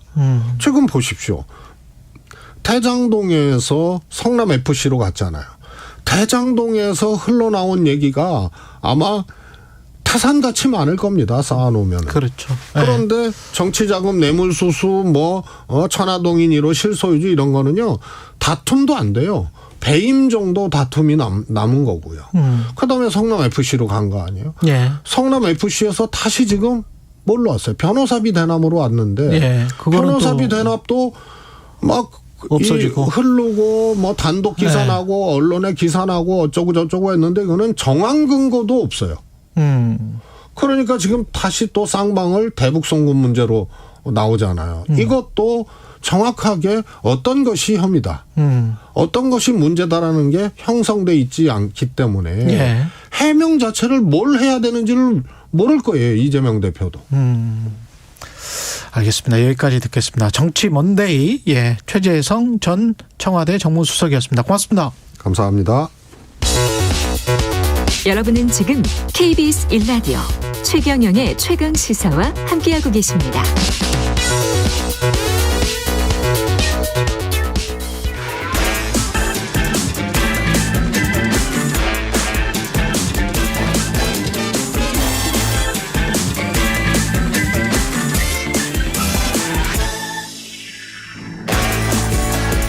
네, 놓치기 아쉬운 한 번 더 뉴스. 오늘은 오마이뉴스 곽우신 기자와 함께하겠습니다. 안녕하십니까? 네, 안녕하세요. 예, 지난 주말에 100일 추모 대회가 있었는데 지난 4일이었습니다. 서울광장에 분향소를 설치를 했고 과정에서 경찰과 충돌이 있었어요?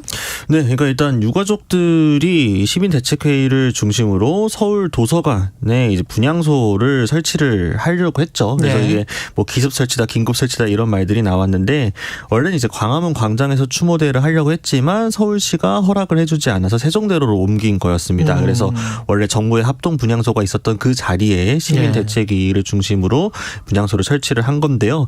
이 과정에서 뭐 경찰 측에서는 이를 막으려고 했었고 또 주변 시민들이 이를 또 좀 저지하기 위해서 충돌을 하다 보니까 과정에서 몸싸움이 좀 있었고 희생자 유가족 한 명이 서울시 공무원들과 충돌하는 과정에서 의식을 잃고 병원으로 이송되는 사건도 있었습니다.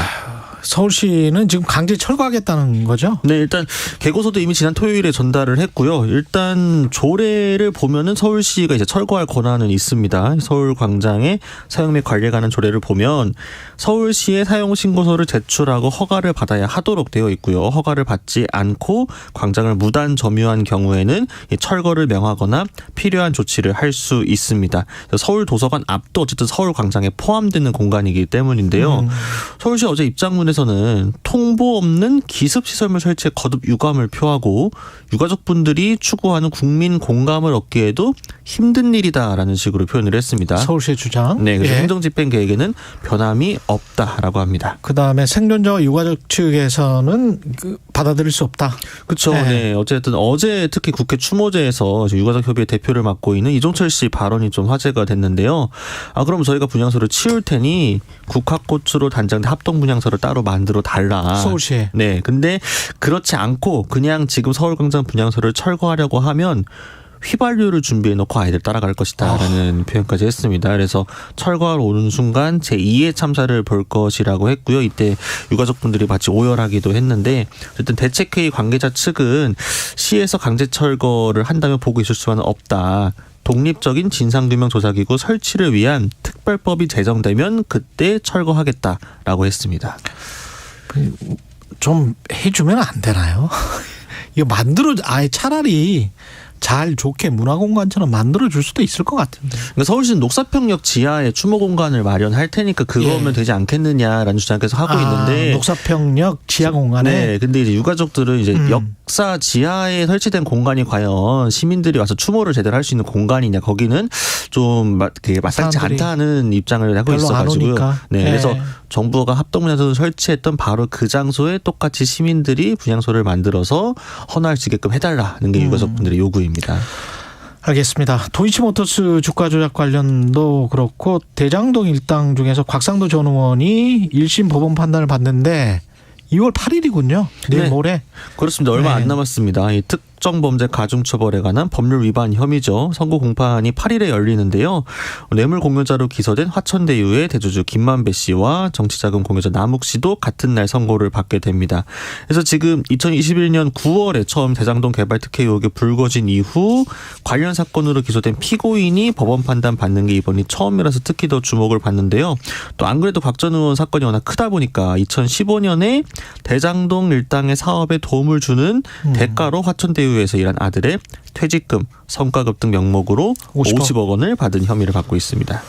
얼마나 일을 잘했길래. 예. 어쨌든 뭐 산재라는 주장은 어느새 소리소문 없이 사라졌죠. 산재 주장도 나왔었죠. 네, 참. 처음에는. 네. 산재는 뭐 아닌 것 같으니까 주장이 사라졌던 것 같고. 그런데 여전히 이제 무죄는 주장을 하고 있습니다. 곽상도 전 의원 측은. 네. 곽 전 의원 측에서는 어떤 행동도 하지 않았는데 15년을 구형하니까 검찰이 황당하다라는 입장이고요. 나는 어떤 것도 하지 않았다. 네. 그러니까 아들이 그냥 다니던 회사에서 성과금을 많이 받았는데 성과금을 많이 받았다는 이유로 묻지도 따지지도 않고 아버지를 형사처벌할 수는 대가성이 없다. 아니냐. 그러니까 그렇죠. 또 하나은행 관련해서 본인은 전혀 개입하지 않았다는 주장을 계속하고 있습니다. 본인은 무죄를 주장하고 있습니다. 그리고 오는 10일에 오늘 이번 주에 뭐가 많군요. 네. 권오수 전 도이치모터스 회장에 대한 1심 판결도 지금 준비돼 있습니다. 네, 똑같이 서울중앙지방법원이고요.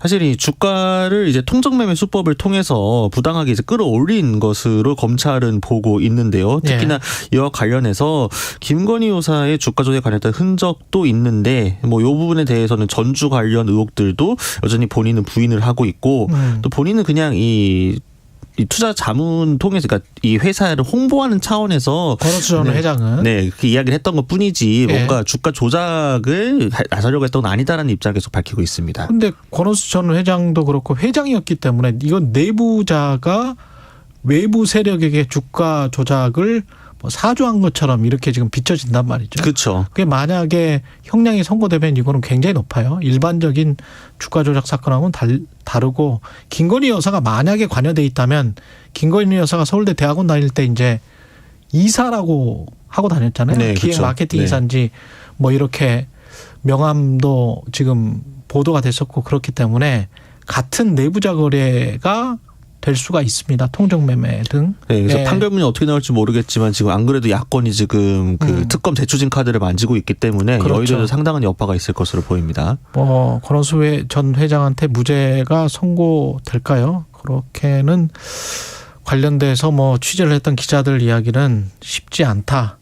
그런 이야기가 나오고 있고 지금까지 나온 것들로 봐서는 김건희 여사도 조사나 수사는 받아야 될 것 같은데 대통령실이 답변을 해야 될 것 같습니다.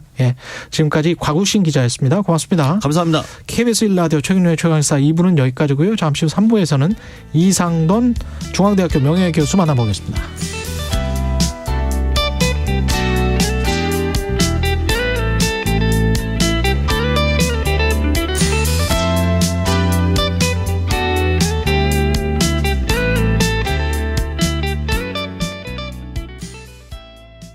잠시 후 8시 반부터 일부 지역국에서는 해당 지역 방송을 보내드립니다. Welcome to my world.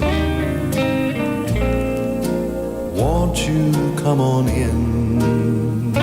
오후 4시 5분 홍사원의 경제쇼로 여러분을 초대합니다. 50분간 딱 한 가지 주제만 깊이 있게 전해드립니다. 경제는 무조건 홍사원의 경제쇼를 들으셔야 합니다. Step into my heart. It's okay. 진행은 서툴지만 내용은 알찹니다. 진실의 편에서 정의의 편에서 약자의 편에서 뉴스를 전합니다. 주진우 라이브와 함께 더 많이 더 오래 웃었으면 좋겠습니다. 매일 오후 5시 5분 KBS 1라디오 주진우 라이브. 지금 시각은 8시 30분입니다. KBS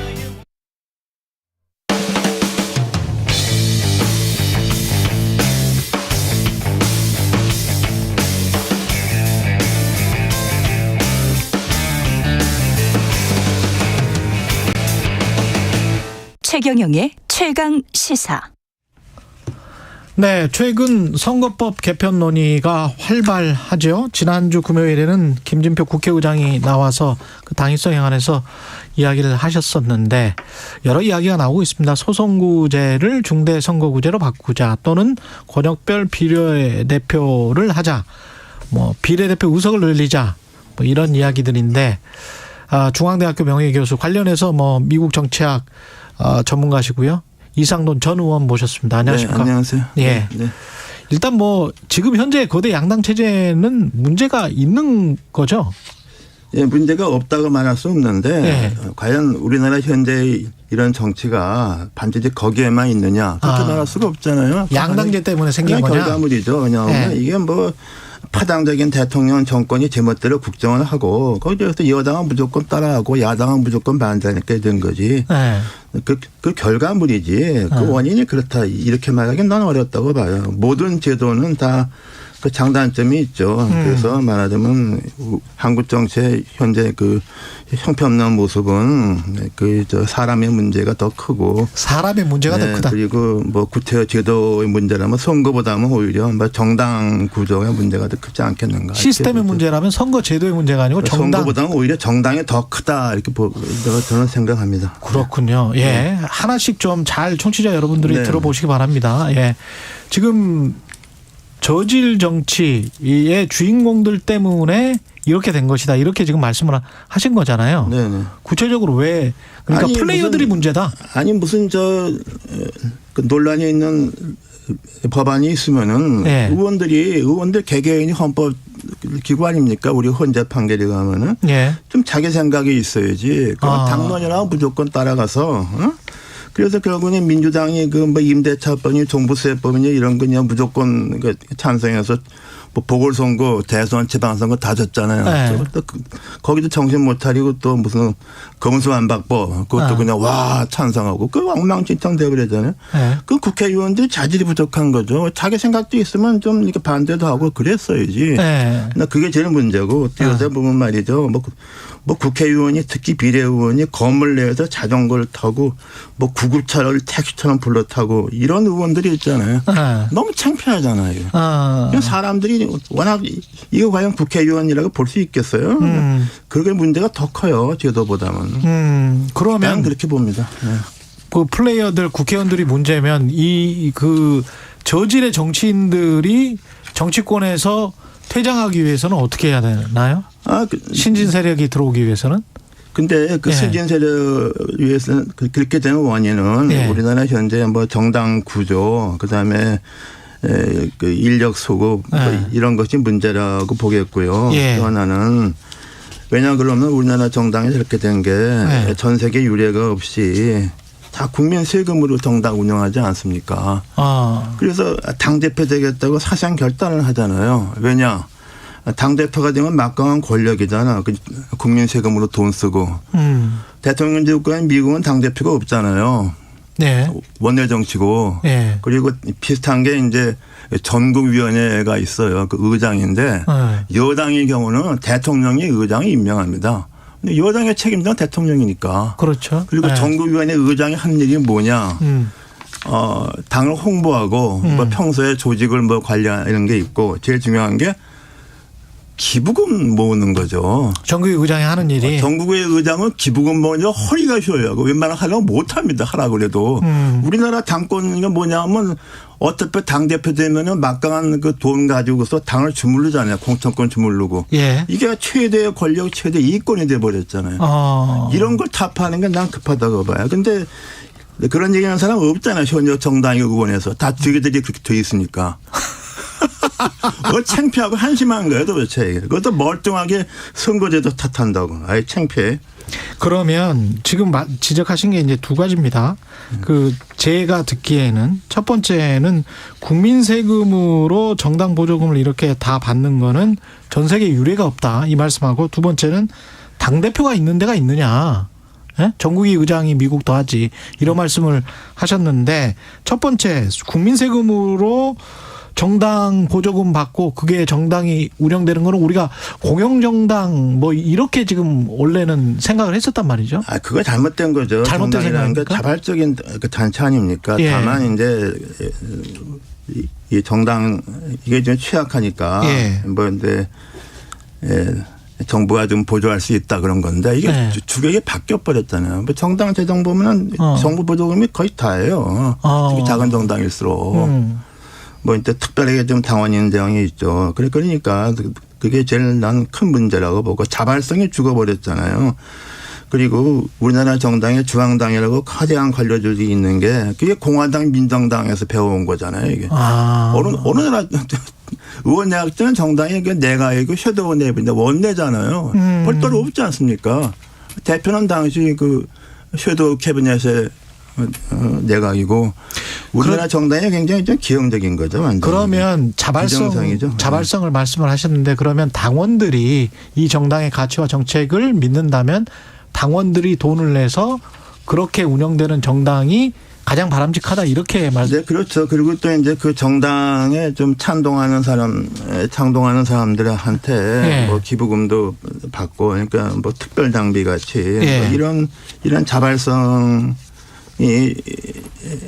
중요하죠. 그렇게 해야, 그렇게 되면 어떻게 바뀌나요? 그렇게 되면 일단은 제가 볼 땐 그래요. 우리나라 그 당대표를 없애야 된다고 봐요. 모든 정치는 원내에서 하고. 그리고 최고위원회에서 하는 게 뭐냐. 맨날 정쟁하잖아. 싸움하는 거 아니야. 말의 싸움을 시작해서. 말의 싸움이 진짜 싸움이 돼버리잖아요. 그러니까 원내, 그리고 보면 가만 보면은 원내대표는 그래도 협상을 하려고 그럽니다. 그렇죠. 주호영 원내대표도 협상을 하려고 하죠. 당회 투쟁하는 것은 당대표하고 최고위원들이에요. 우리 보면. 그렇죠. 강경하게 나가는 것은. 그리고 우리나라 정치에 강경대우로 몰고 가는 것은 원내 대표단이 아니라 오히려 최고위원이잖아요. 그리고 뭐 대통령의 뭐 어떤 세력. 그렇죠. 그러니까 그런 게 더 큰 문제지, 선거제도가 과연 모든 책임이 있냐, 난 그렇게 보지는 않아요. 근데 제가 반론 차원에서 그러면 여쭤보면, 미국 정치의 전공자시기 때문에 자발성 위주의 정당 구조, 그래서 당원들이 상향식으로 이렇게 공천도 하고 이거는 좋은 거는 같은데, 미국도 대기업 후원금 같은 경우는 막지 않습니까? 대기업 후원금 같은 거 많은데 그 양당에 다들 이렇게 뭐 거진 토탈 비교하고는 비슷하죠. 근데 금권 정치 우려가 있기 때문에 우리 같은 경우는 우리나라에 그렇다 하는데 근데 그거는 이렇게 지금 그렇게 중앙당의 살림살이를 대폭적으로 줄이면은 크게 이렇게 문제될 건 나는 없다고 봐요. 그래요? 네, 문제될 보고. 그리고 이제 공천 문제인데 과연 우리가 그 상향식 공천이 과연 합리적이고 정상적이냐, 이걸 생각해 볼 필요가 있죠. 웬만한 사람들은 정치 안 합니다. 다 공부도 잘하고 무슨 버젓한 직장에 있으면 이걸 왜 합니까? 그 경선이니 뭐니 이런 거 갖다가. 그러니까 좋은 사람들이 정치를 안 해요. 그러려면은 좀 그 룰이 누가 봐도 투명해야 된다고. 그래서 뭐 이제 많은 개선 방법이 있겠지만은 뭐 여러 가지 방안 중에서 저는 그래도 좀 이제는 그 경선을 선거관리위원회가 모든 정당을 한꺼번에 해서 좀 공식화해서 두 번 갈 각오를 하자 우리가. 중앙선거관리위원회가 그렇죠. 그러니까 공천 후보들까지 다 뽑는 거예요? 그러니까 그 미국의 캘리포니아 워싱턴주 같이 톱2 프라이머리처럼 한 날 그냥 프라이머리를 해서 여러 명 나와서 그중에 2명을 본선에 올린다든가 뭐 이런 여러 가지 좀 그런 게 좀 필요하지 않나 싶습니다. 지금 하는 경선이라는 것은 그 신뢰성이 없기 때문에 그 웬만한 사람은 다 하려고 그러지 않죠. 그러면 각 당의 당원들이 그거는 투표를 하는 겁니까? 아니면 국민들이? 아니, 일반 국민이 일반 하는 국민들이. 거죠. 당원이라는 것은 뭐 이렇게 당에 역시 그걸 지지하는 사람들이 이제 당을 끌고 가지만은 결정적 후보연대에서는 지금은 또 오픈 프라이머리니까 뭐. 그러면 국회의원을 예선과 본선을 치르는데 그걸 다 중앙선거관리위원회에서 네, 그렇죠. 관장을 하자. 그게 이제 결선 투표식 이제 국회의원에서 미국의 루이지아나니 뭐 캘리포니아, 워싱턴 뭐 등등 몇 개 주에서 그렇게 하는 주가 좀 늘고 있죠. 왜냐 그러면 기존의 그 경선이 그게 좀 문제가 많다고 보기 때문에. 네. 그렇게 되면은 우리 같은 경우에 그 얻을 수 있는 효과가 당대표의 공천 개입, 뭐 사무총장. 당대표는 공천에 전혀 의미가 없는 거죠. 그러면은 유명무실화 되겠네. 유명무실한. 그러니까 당대표는 뭐 당의 홍보나 하고 뭐 당원 교육하고 그게 정상이고 정치는 원내에서 하는 게 원칙이죠. 정치는 원내에서 해서 그렇죠. 원내대표가 힘을 갖게 되는. 그렇죠. 원내대표끼리 하면은 이렇게 극렬한 대립 가지 않습니다. 근데 왜 선거제도 관련해서 말씀하시는 분들은 뭐 소선거구제가 뭐 굉장히 사표도 많고 이 문제가 있다 이런 이야기 하시잖아요. 우리나라 소선거구의 그 한계점이 있죠. 그러면 영국 하원이나 미국 하원은 왜 다 그렇게 합니까? 그리고 이게 소선거구에 대응되는 게 이제 비례대표 비례성을 좀 강화했다 그러나 이제 권역별 비례 같은 게 하는 북유럽 그건 다 의원내각제 국가고 그리고 북유럽 국가들은 이게 국민 사회적인 동질성이 강하잖아요. 호모제니어스하기 때문에 그리고 또 인구도 적고 이미 사회 발전이 됐고 그래서 이제 이른바 권역별 뭐 비례 이런 거 하는 나라들이 몇몇 나라가 있죠. 그건 뭐 사실상 대선거와는 큰 차이가 없어요. 그러니까 원내 정당이 한 10개씩 돼서 의원내각제니까 좀 연립 정당을 하죠. 근데 이제 거기까지는 괜찮은데 이제 우리 그 이스라엘 같은 경우는 처음부터 아예 지역구도 없고 권역별도 없고 그냥 몽땅 정당 투표입니다.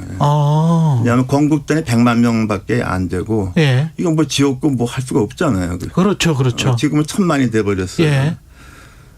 근데 지금 문제는 뭐냐 그러면 그전까지는 70년대까지는 레이버 파티가 주축을 이루었는데 노동당이 이스라엘 사회가 말하자면 동질성을 상실해버렸잖아요. 그랬죠. 극단 세력이 많이 생겼잖아요. 그래서 그다음부터 지금은 원내 정당은 3.25% 기준을 해도 11개인가 2개가 원내에 들어와 있어요. 다수당이 기껏해야 의석이 한 20%밖에 안 됩니다. 그러면 50% 할 것 같으면은 7개 정당은 모아야 되잖아요. 그렇죠. 한두 개의 극단적인 정당이 전국을 좌지우지하는 휘둘린다. 굉장히 불안하죠. 그래서 이스라엘 사람한테 물어보면 대한민국 같이 대통령제 소선거제가 참 부럽다 이렇게 말할 거예요. 오히려. 그러니까 이게 평화협상이고 뭐 할 수가 없어. 전국이 불안하기 때문에 다수 하기가 어려워요. 그래서 그러면 이스라엘이 왜 못 바꾸느냐? 그 사람들이 다 원내에 들어와 있잖아요. 그렇군요. 그걸 못 가죠. 그러니까 그게 어느 나라든 간에 헌법제도나 선거제도나 한 번 정하면은 획기적으로 바꾸기가 어렵다. 굉장히 어렵습니다. 우리가 그런 걸 그리고 기존 제도를 이렇게 조금씩 바꿔서 운영하는 게 난 더 낫다고 봅니다. 기존 제도를. 그러면 선거법 이야기할 때 소선거구제랄지 뭐 이런 것들을 획기적으로 바꾸기는 어렵다. 그리고 우리가 안 해본 제도고 이제 부작용이 많잖아요.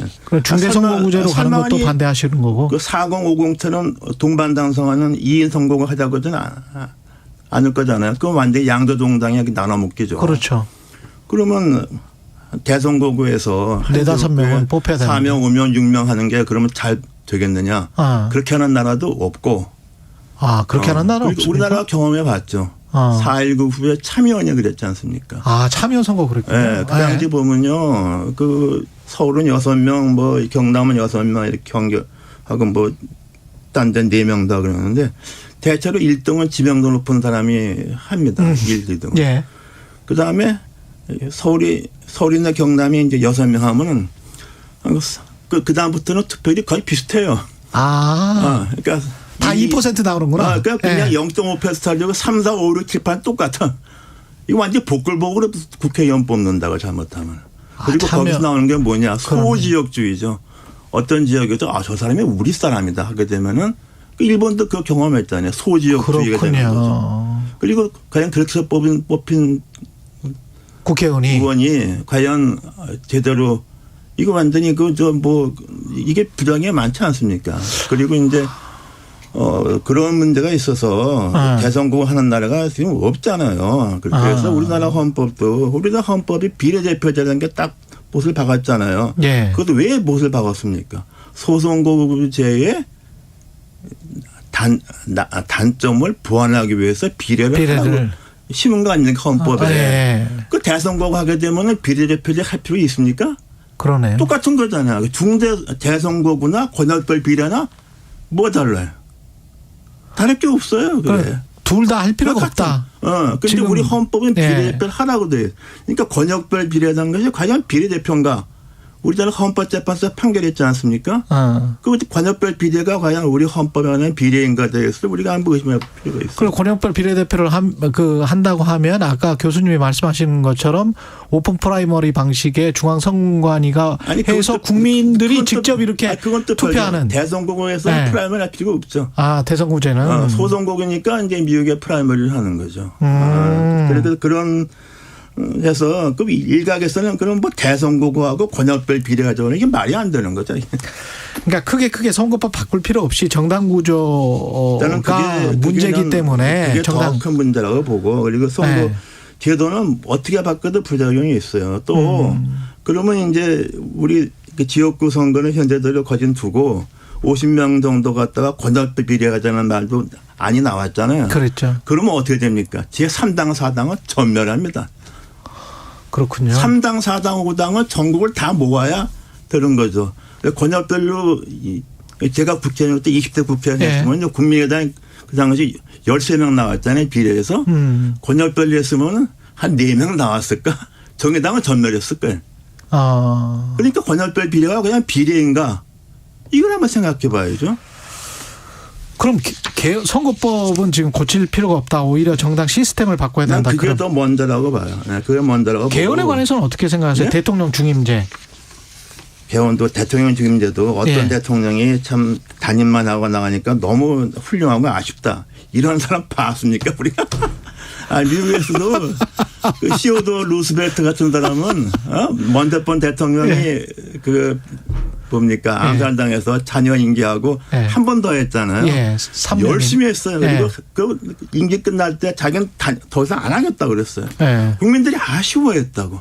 이런 사람이 있었어요. 지긋지긋하게 우리나라 대통령 담임도. 담임도 못하는 주제에 무슨 놈이 연임을 합니까? 좀 뻔뻔해도 분수가 있어야지. 정말 이게 잘못하면 5년 지역이 8년 지역 된다고. 그래서 우리는 그런 좀 아쉽다는 생각하는 대통령 나온 다음에 얘기합시다. 나온 다음에 얘기합시다. 말도 안 되는 얘기.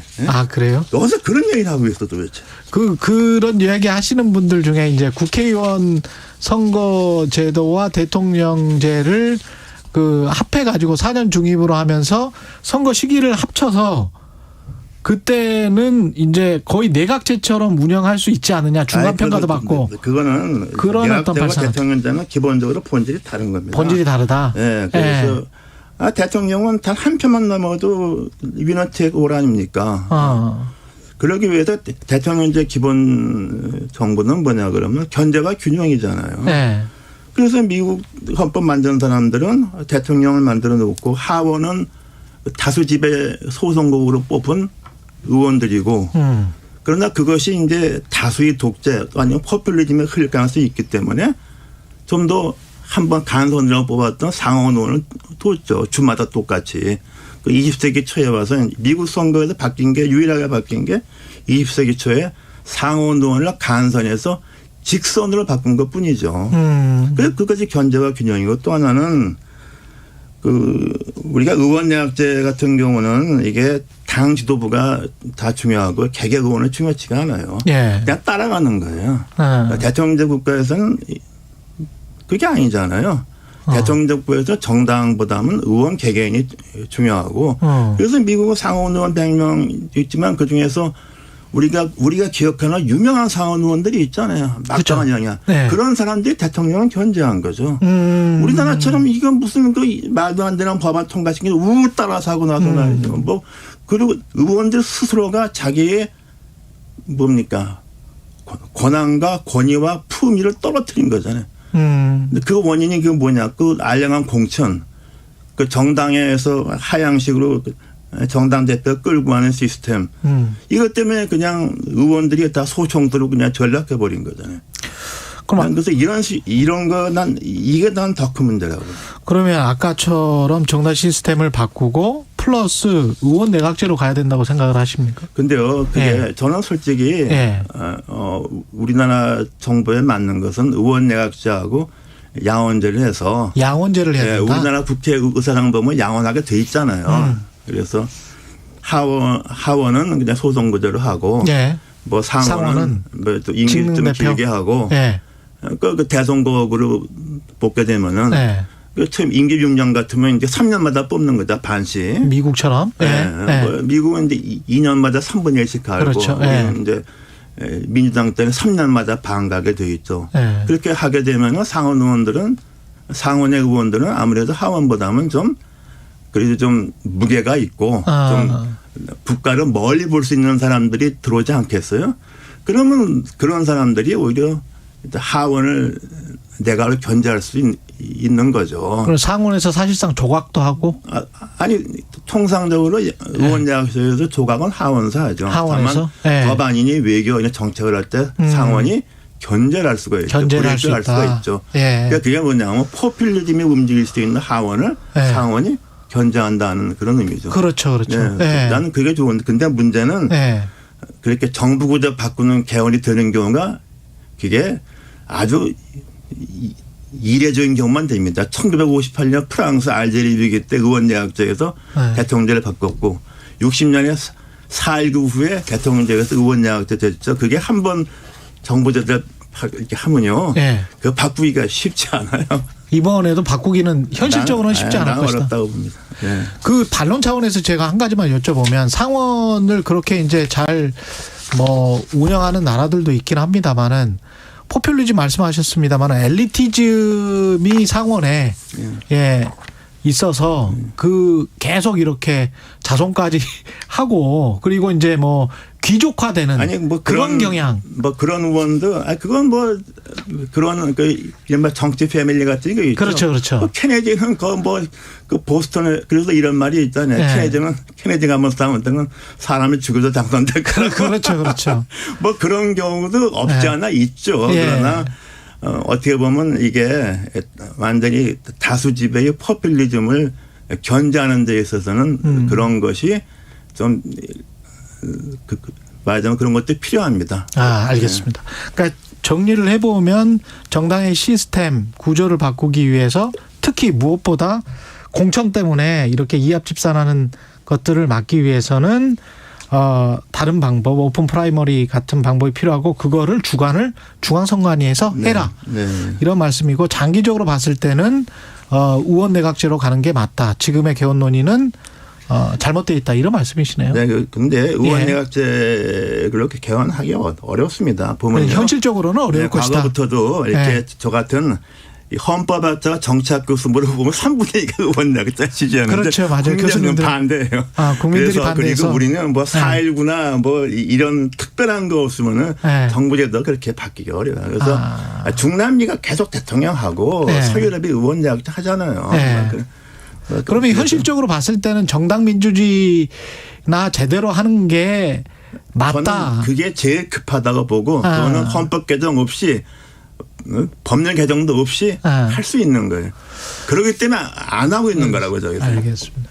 정당 민주주의 관련해서는 저 정치 현안은 물어보지 말라고 말씀하셨는데 국민의힘은 정당 민주주의를 지금 저 당대표 뽑는데 잘하고 있습니까? 근데 당대표 뽑는 것도 우리 한번 생각해 볼 필요가 있어요. 뭐 돈 1,000원 내면 다 당원 돼서 사람들이 다 당원이 그냥 뭐 뽑는 게 아니라 그냥 그게 뭐야? 그거 무슨 정치라 그래요? 동원됐다? 동원 정치해서 그 선거 나가잖아요. 과연 그런 것이 그 정상적인 당대표 선거인지 모르겠고 또 그렇게 해서 당대표 되면 뭐합니까? 한 6개월 되면 비대위 되고 뭐 다 그러잖아요. 그리고서 우리나라 그 이상한 풍경이 있잖아. 월, 수, 금 아침 9시 되면은 모든 정당의 국회에서 카메라 앞에서 뭐 들고 있잖아. 그렇죠. 떠들잖아. 그렇죠. 내가 봤을 때 내용은 뭐야? 다 쓸데없는 정쟁이잖아. 그렇죠. 언론들은 다 그거 받았어. 그래서 그런 나라가 어디서 도대체.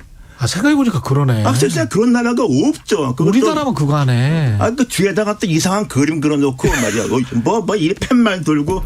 그게 바로 저질 정치예요, 그거. 언론이 그런 걸 감시해야지. 그 받아 쓰잖아, 그거. 말도 안 되는 얘기 떠드는 것 같다가 월수금마다 그거 하잖아. 얼마나 웃기는 거야.